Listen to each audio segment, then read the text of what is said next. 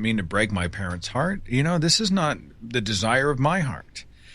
And, but they are so hardcore that, especially with with both of them, if the eternal question isn't answered, nothing else can really be enjoyed between us. So it's not like we really get together and hang out and enjoy each other's company. And because until my soul is rescued, what good is it? And especially my father has articulated this.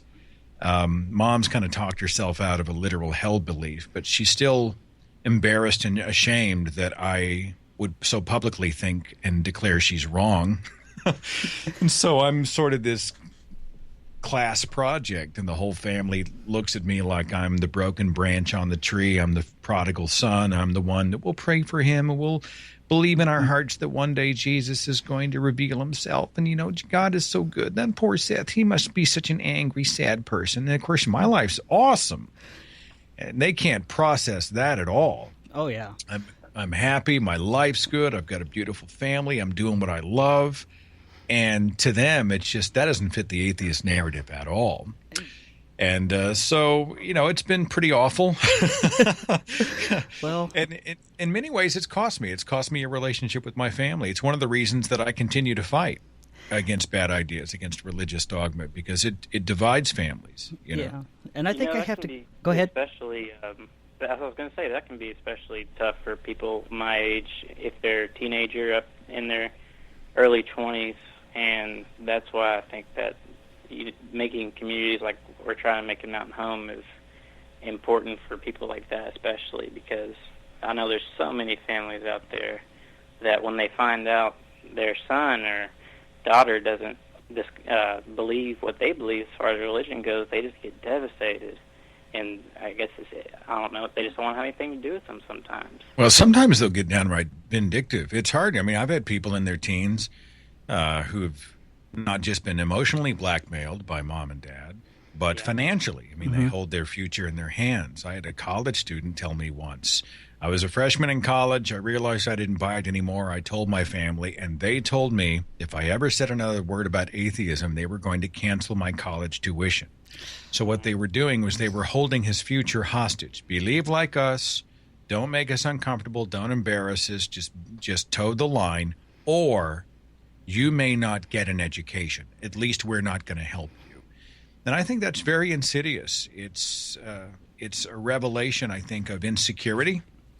These people are so desperate for affirmation that they're willing to hold you hostage to make sure that you think like them and speak like them and act like them. It's pathetic. Well, I don't know if it's so much that they're looking for affirmation as much as I have to kind of play the flip side on that and think also that it goes to this idea that Paul puts out in one of his letters about that if there's someone among you that doesn't believe or whatnot, you toss them out. And when they repent and come back, you allow them back in.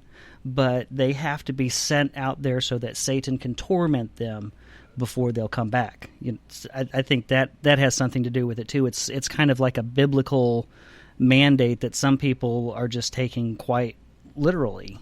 Like a tough love kind of thing? Exactly. It's not that they're doing it because they need an affirmation for their own faith, because their faith seems to be pretty solid. It's more that they're doing it as like you said, as a tough love. It's I'm going to throw you out there, you'll see how crappy it is, and you'll come crawling back. Yeah, if I recall, that's exactly the verses they used. I grew up Jehovah's Witness, and that was what they used to justify shunning people that left. Mm-hmm. Yeah, so it's and that's one of the reasons that I don't think the Bible is a very good teacher of morals. There's a few chunks in there if you dig for it, but a lot of it, especially the Old Testament, is just horrid stuff.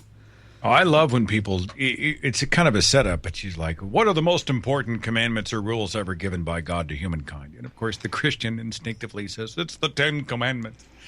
And you're like, wonderful. What are they?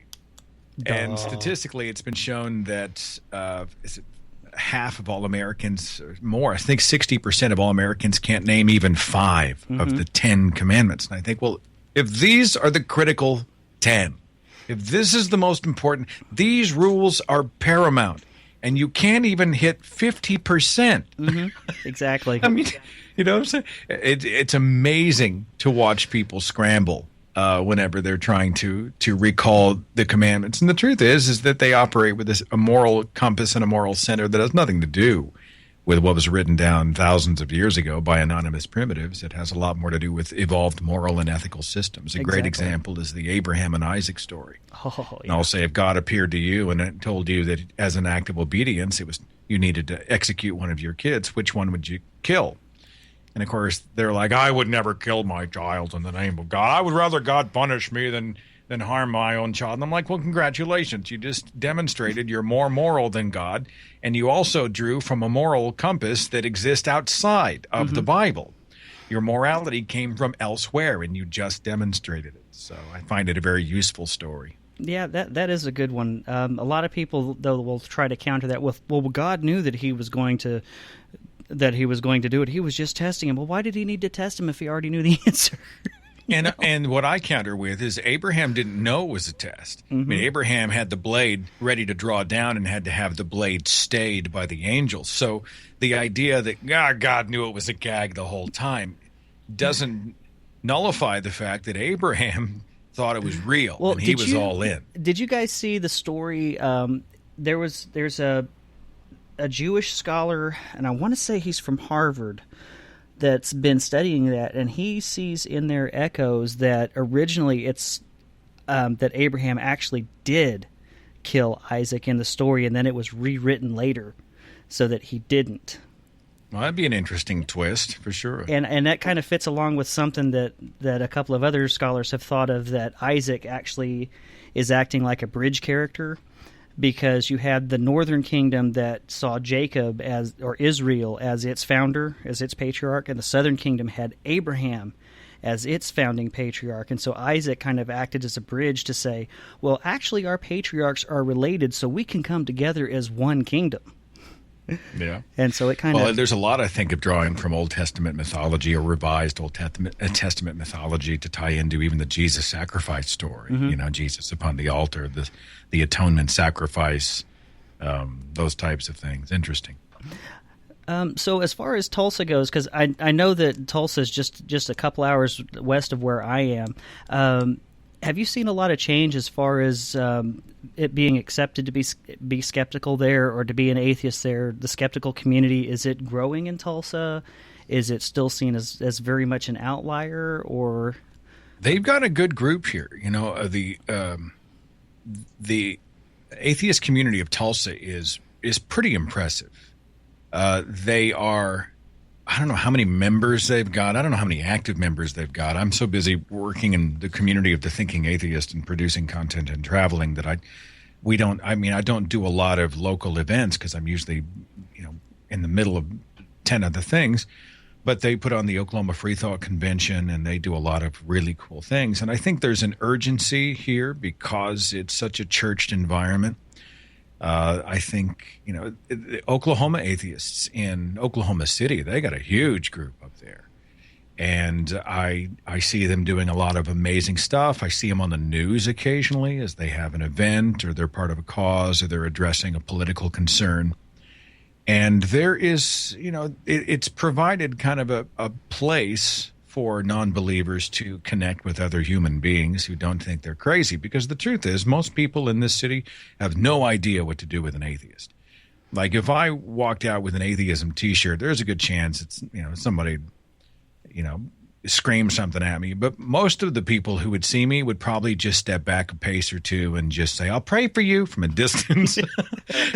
They couldn't process it. They wouldn't know how to, they don't know or don't know that they know any atheists. It's just a non-thing in this city. It's weird. The first questions they ask you when you are met is, what's your name? What do you do? And where do you go to church? Yep. What church do you go to? It's just a natural thing. Yeah, I think that's something that even here in Walmart Mecca, you still get that quite a bit, and not as much as it used to now, because the answer that you could get could be, well, I go to the local mosque, or I go to the Sikh temple, or because it's just it's become such a melting pot here in this little area. But you still, you still get asked a little bit of that question. And I remember I actually was accidentally outed at where I work, which is a Christian organization, and the one of the people I worked with was like, in a very, very hushed, whispered tone, "Are you an atheist?" And I'm like, "Shh." Yeah. I had some tennis friends, we'd known each other for years. I don't lead with my atheism when I'm going out to play tennis. I just play tennis. I just want to make friends and have fun, do my thing. I don't make a big deal about my activism or whatnot. But it finally, after we'd known these folks for a while, and we ended up doing a dinner or something together. And at one of the dinners, it came up, the subject of religion came up, and my work came up, and you could see them. Huh? What? Yeah, what? You're an atheist? And it changed the temperature of that relationship, and we don't talk much anymore. I think mostly they're uncomfortable being in close proximity to someone who thinks and has a pretty, I think, solid argument that what they believe is not substantiated. So they can hang with me, or they can hang in a reinforcement culture where everybody speaks like them and has a Bible on the nightstand and prays over the meal, and it's, it's Comfortville for them. Yeah. And I think that may explain why I haven't seen them much over the last year and a half. Well, it could be, but I think another thing, if you're an out atheist, and as long as I think you're safe to do that, to come out, you should. But if you're out and you're just living a normal life, you don't have to be the firebrand, but just being a normal person, I think that does a lot to break down a lot of those barriers where people don't see so much of the evil Satan-worshiping baby eater that just hates God and is angry all the time, kind of a narrative that seems to be so prevalent, especially within the Christian culture, but just what a lot of people think of us. And so if we're out and just leading normal lives like what you said, that goes a long way towards breaking some of those stereotypes. Yeah, maybe. I think that a lot of people call themselves agnostics and humanists and stuff like that, yet they're still atheists. And then whenever they have those same people come to them on the street that they meet for the first time, and they ask those questions, hey, what's your name? What church do you go to? And they say, oh, I'm a humanist or something like that. They're still an atheist, but then their whole perception of them has changed. And it's just, there's so much stigma tied to that word atheist. And I don't know, I personally think that if more of the people that actually are atheists kind of took hold of that label and labeled themselves as that, the perception might change over time. I was talking to Dr. Ryan Cragen at the University of Tampa. He's a sociology professor and an author, and he's done some great work about the best way to change minds out there. And one of the points I like to make is that we walk into a room with data expecting the facts to convince people, and then we become frustrated because it hardly ever does. I mean, how many times has somebody said something about evolution and we're like, actually, that's factually incorrect. Here's the data. And instead of going, oh, you're right, that's amazing information, I'd like to go deeper and know more, instead they reinforce, they double down, they go, oh, know what, I'm right, you're doubly wrong. And we found that there are actually better ways to begin the process. Data is important, but changing social circles is actually one of the keys to helping to change belief out there, helping to at least challenge or encourage people to challenge their own beliefs. And so I have had some people where they knew me as a human being. Like my friends, if they had known I was an atheist at the outset, we would have never played a tennis match together. We would have never had another dinner together. We would have never had any contact at all. I would have been that other. But the fact that I was a person they knew was moral and fun to hang out with, who loved his family and wanted to make the world a better place, it was a whole lot harder to put me in a box. I'd messed with their categories, the changing of their social circle, having an atheist on their friends list, even a distant place on their friends list, is actually helping to challenge some of the misconceptions and preconceptions they have about what atheism is, what atheists are, what they think, what they do, and how evil they are. And anybody anywhere could go up to him and ask him about me, and they'd say, you know what, he's a great guy. He's a nice guy. And if they had known me as an atheist first, that would have not been the case. Yeah, I think that's probably also what's, how can I say that? It's kind of what